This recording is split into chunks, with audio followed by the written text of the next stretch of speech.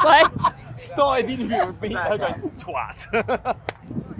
I hope Ollie was recording, so he's just got clearly going, twat. Oh, my friends, laughs are the best way to start the interview with this band. They are friends of the John Mahon Show. They absolutely fucking smashed it earlier on the Avalanche stage. Please welcome back Elite and Blake from Lake Malice! Oh. Hey mate, how you doing? Can't match that level of energy.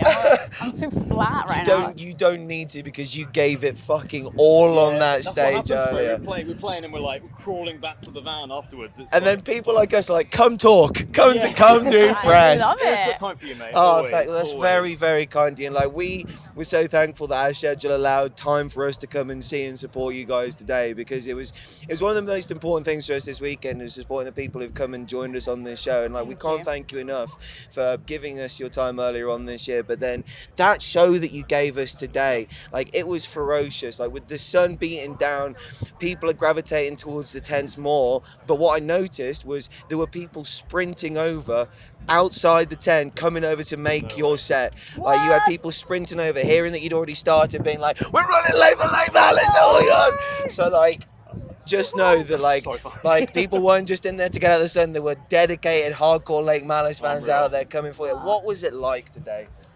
I mean, You want to take it? yeah, I think it was absolutely feral. I said it a few times. It was just absolute animals down there. It's the best when you get a response. So, first of all, having like seeing people, number one, was really good. But then number two, having them like to be so responsive was awesome. It's just been like a massive dream coming true. Like, yeah.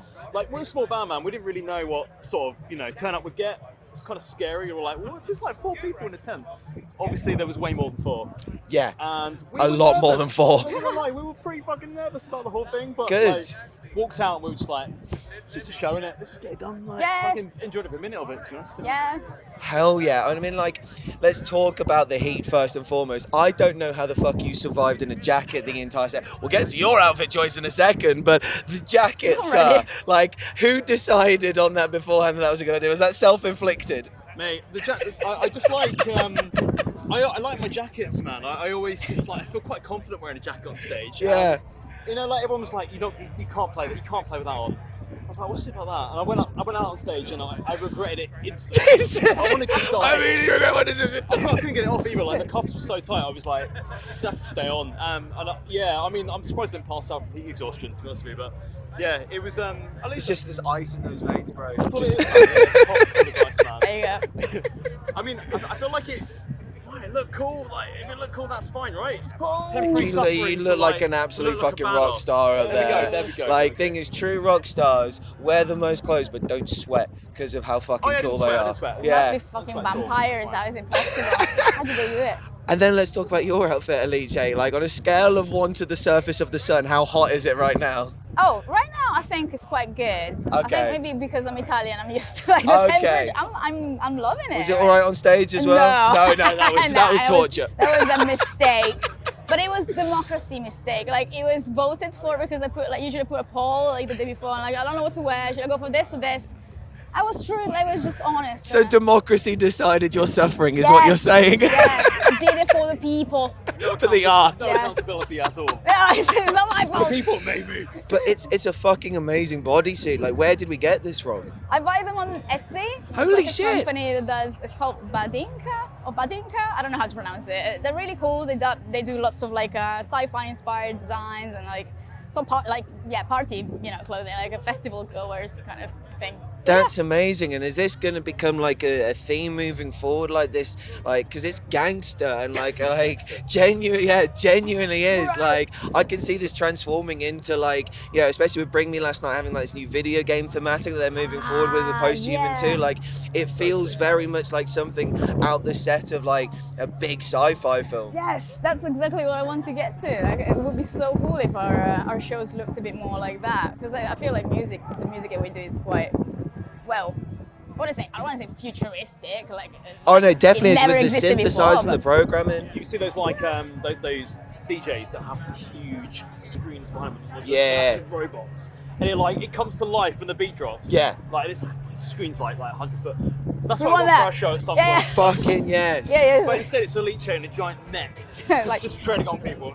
But what I will say is you did have Dinosaur budget today. I didn't say dinosaur. Did you say dinosaur? No, that what was it? Yeah, what? Sure, I'm not sure. Hold on a second. Right, I know it's hot. I know people start hallucinating in the heat when they're crawling through the desert, and like all of a sudden, like there's someone saying, "Oh, there's a tap just down there, mate." And it's like, "Thank you." Like I'm not so hot that I hallucinated a dinosaur. We're just gaslighting you, really. No, it was there. It was there. It's a big dinosaur. It might have been my guitar set coming out, and That poor man. Yeah. Like I saw the face behind the screen, and it just looked like suffering in there. and I was like, "You're gonna have to get in the pit in that as well."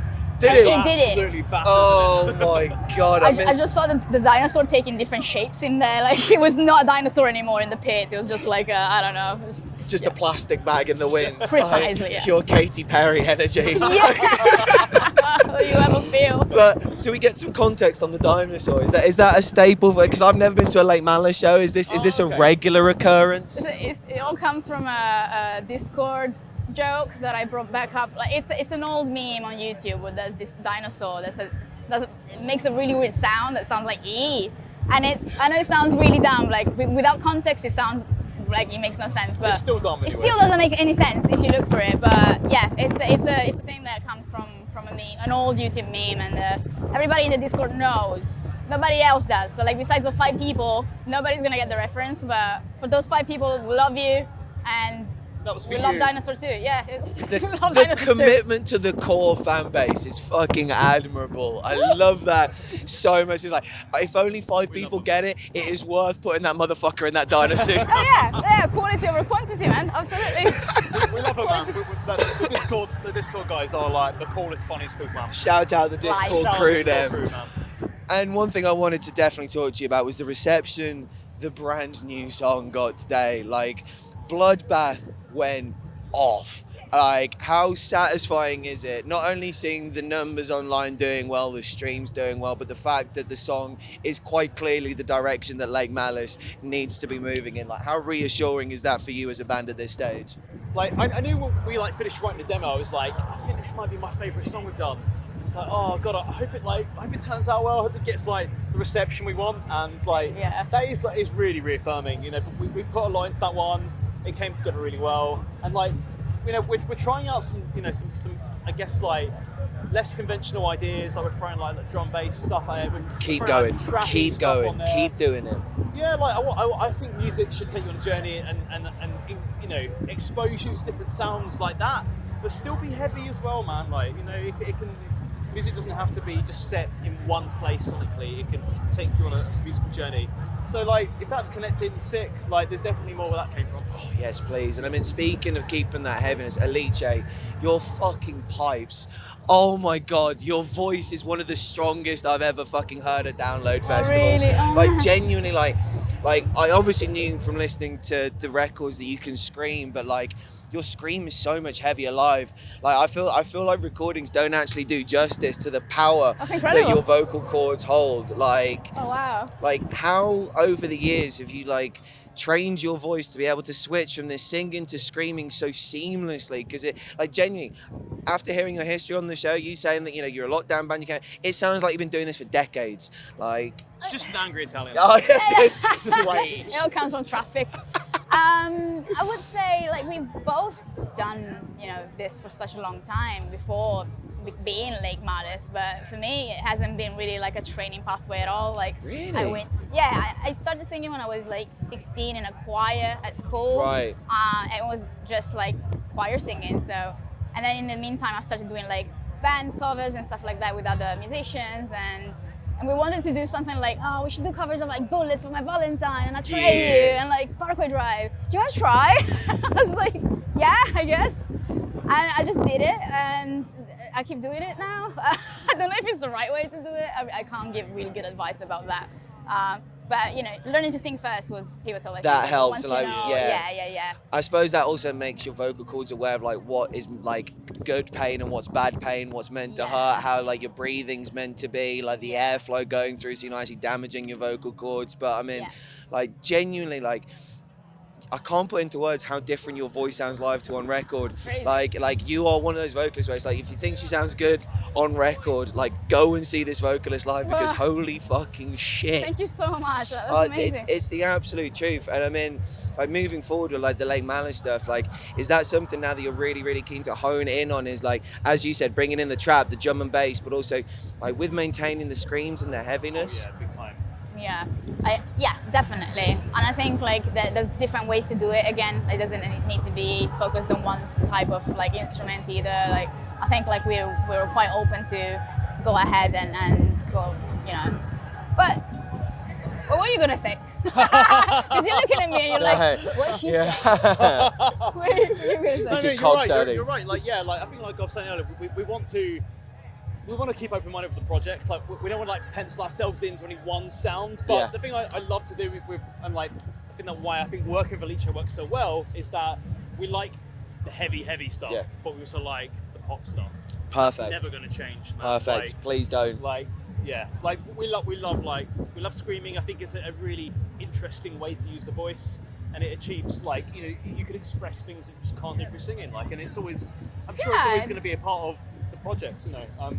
There's no other ways to sing some songs. I think like that's a technique that is there because of an emotion, and I am full of rage. I'll be for years to come. That is phenomenal news, because we live in a very angry world with very angry people, and we need to express that anger in some very safe ways. And like what I loved about your show was the fact that like you were like very supportive of like the audience as well, like reaffirming, like, you know, if someone falls, you pick them up again, like spreading the love off stage. And like where did you end up when you ran off stage, by the way? Did you go on the barrier, or did you actually jump into the thing? We couldn't see from where we were stood. In the third song, I just decided it'd be a good idea to get in the circle pit with my guitar. I thought you were in the just pit. Run around with my guitar. And then I got back to the barrier and I was like, I'm too short to go over it. And luckily someone helped me go over. Realised I broke my guitar doing that, but that's fine. Oh no! How Yeah. bad was the damage? To be fair, it's playable. It got me through the set, so like, yeah, you know, I definitely not noticed. But, Worth it. Yeah, worth it. Worth it. Definitely worth it. Rock Definitely worth it. star shit. Oh my days. Well, my friends, if you missed Lake Malice this weekend, you need to rectify that as soon as possible and go and see this band, because you will not be disappointed. One time, show a lot of love and appreciation for Alicia and Blake from Lake Malice.